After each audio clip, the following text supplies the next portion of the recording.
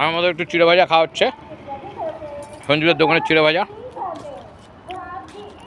বাপি খেলো, গৌরব খেলো, মাকে দেবো। আমাদের লাগেজ মোটামুটি এভাবে মুড়ি টুড়ি নিয়ে সব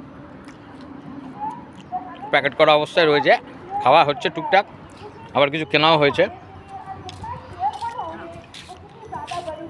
মাকে এবার দিয়ে দেবো।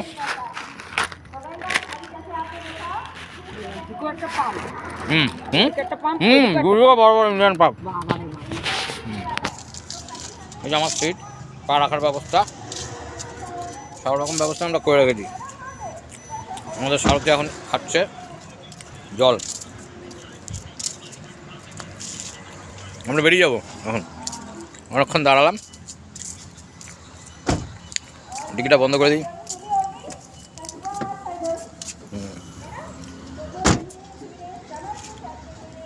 ওকে, পরে দেখা হবে এবার।